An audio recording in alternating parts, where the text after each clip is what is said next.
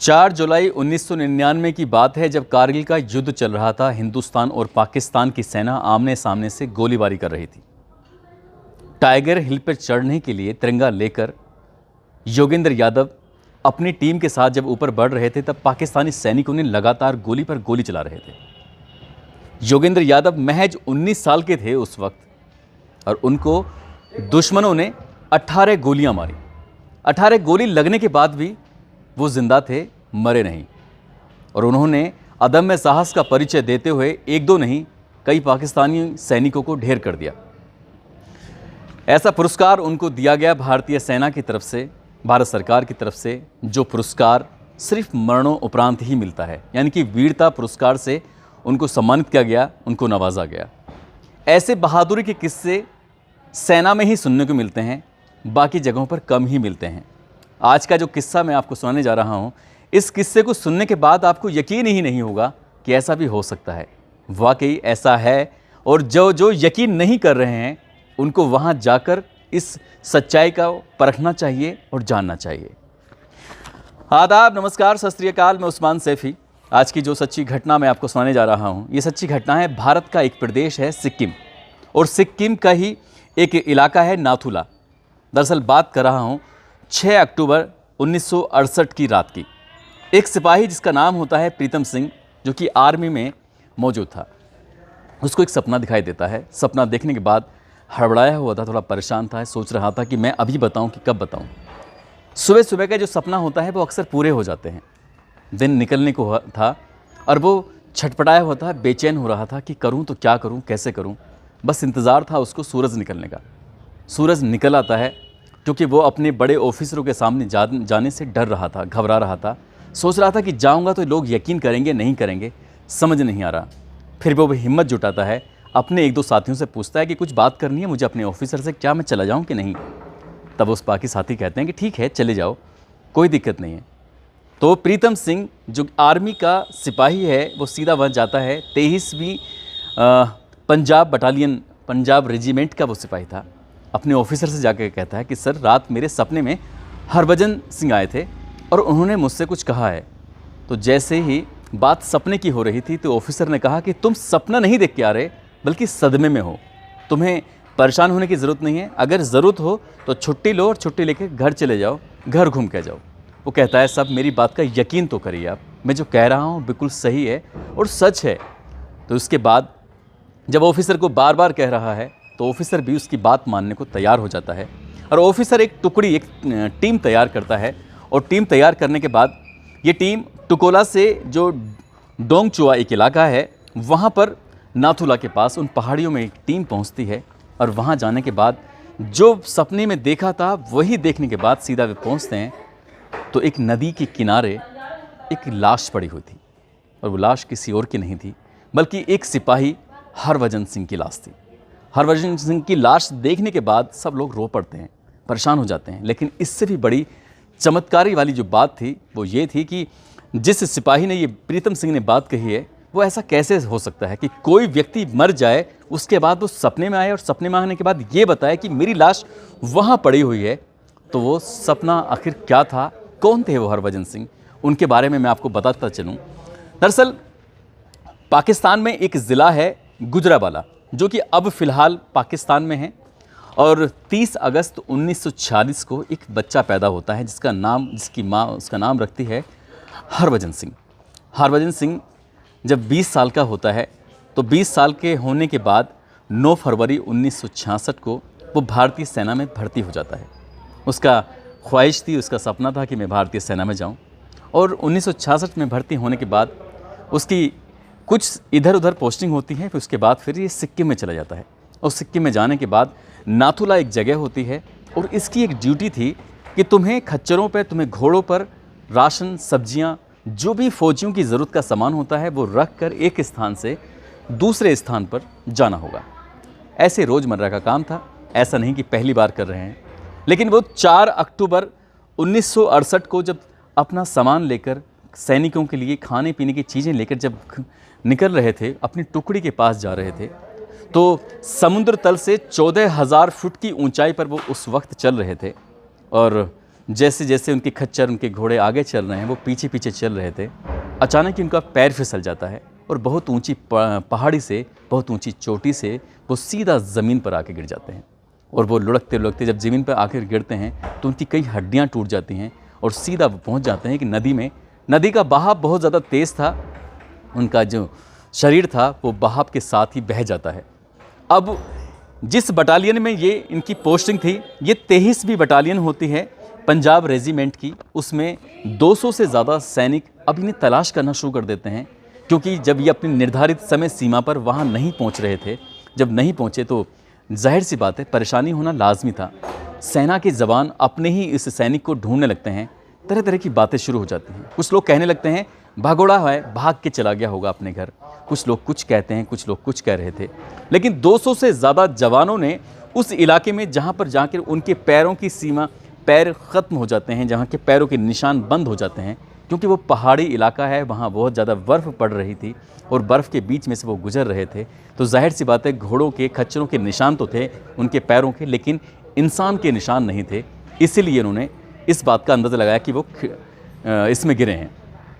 अब ढूंढते हैं 200 से ज़्यादा जवान, 48 घंटे से ज़्यादा का समय हो जाता है, उनकी लाश नहीं मिलती और वो आर्मी वाले हार थक कर अपने अपने कैंप में आ जाते हैं। और उसके बाद एक तरह से कह सकते हैं कि वो उम्मीद छोड़ बैठे थे।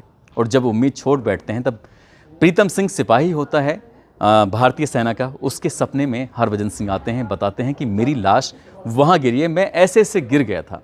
जो पूरी कहानी, पूरी दास्तां उन्होंने अपनी बताई और उसके बाद उस लाश को लेके आते हैं तो वाकई सैनिक हैरान थे, परेशान थे, ऐसा कैसे हो सकता है। 1-2 दिन का समय गुजर जाता है। जो एक भारतीय सैनिक के मरने के बाद, शहीद होने के बाद जो होता है, जो औपचारिकताएं होती हैं वो पूरी की गई। उनकी जो लाश थी, उनका जो पार्थिव शरीर था, उनको उनके गांव भेजा गया। उनका गांव वर्तमान में पंजाब प्रांत का जालंधर इलाका है, उसी के पास उनका गांव था। जब देश आज़ाद होता है तो आज़ादी के बाद उनके परिवार के लोग हिंदुस्तान में आके बस जाते हैं।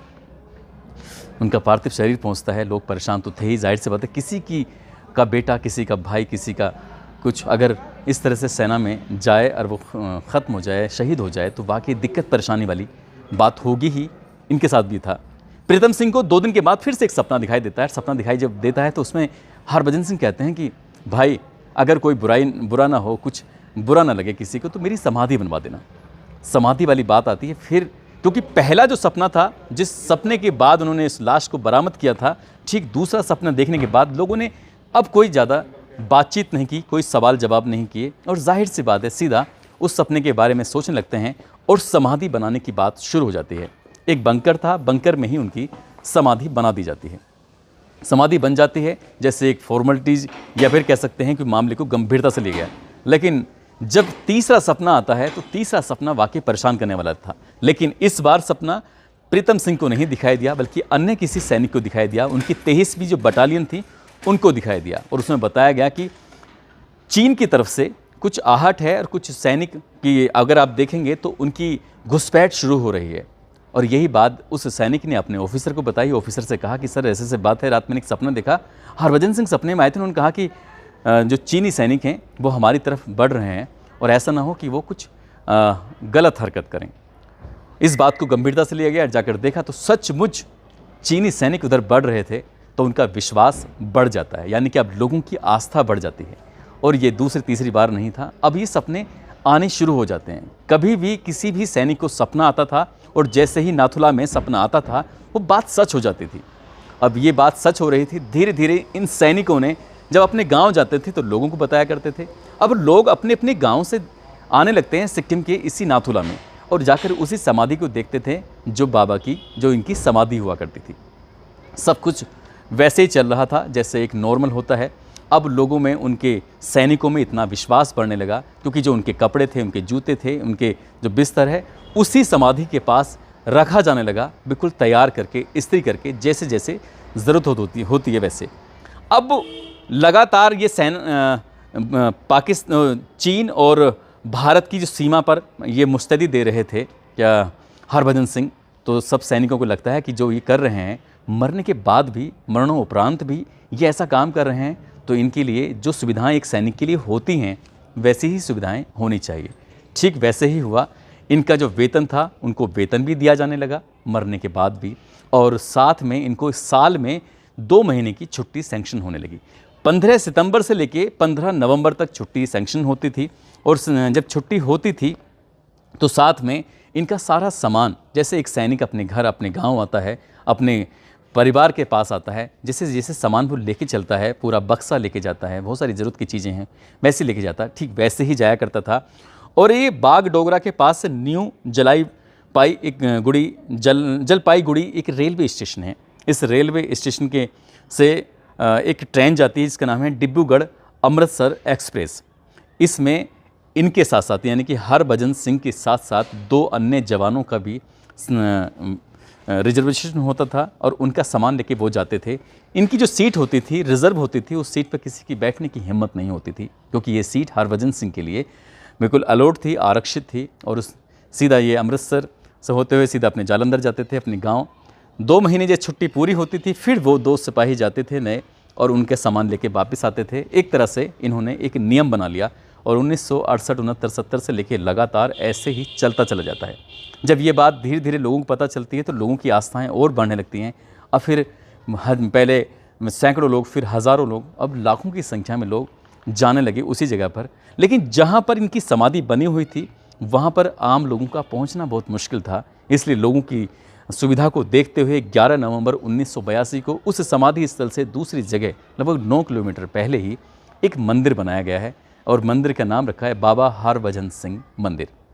यहाँ पर लोग श्रद्धालु आते हैं, उनके जो किस्से हैं, उनकी जो बातें हैं, जो सपने में आकर वो सैनिकों को बताते हैं, वो सारी बातें सुनते हैं तो लोगों का विश्वास और बढ़ जाता है। लेकिन साइंस इन बातों को मानती नहीं है। इनके साथ न केवल इन्हें वेतन मिलता था, बल्कि वेतन के साथ साथ जो एक सैनिकों के लिए चाहे वो प्रमोशन हो या कुछ और भी ज़रूरत की चीज़ें हैं, वैसी मिलनी शुरू हो जाती हैं। और लगातार वो ऐसे ही चल रहा था। बताया जाता है कि 2006 में ये रिटायर हो गए थे, लेकिन इनकी जो छुट्टियां थी, इनका आना जाना, वो लगातार ऐसे चलता रहा। कोई व्यक्ति कोर्ट चला जाता है, और 2017 में जब कोर्ट जाता है तो कोर्ट इनकी छुट्टियों के मात को ख़त्म कर देता है, कहता है कि ये छुट्टी करना सही नहीं है। तब वो 2017 यानी कि 18 के बाद से फिर अब कोई व्यक्ति वहाँ से नहीं जाता है।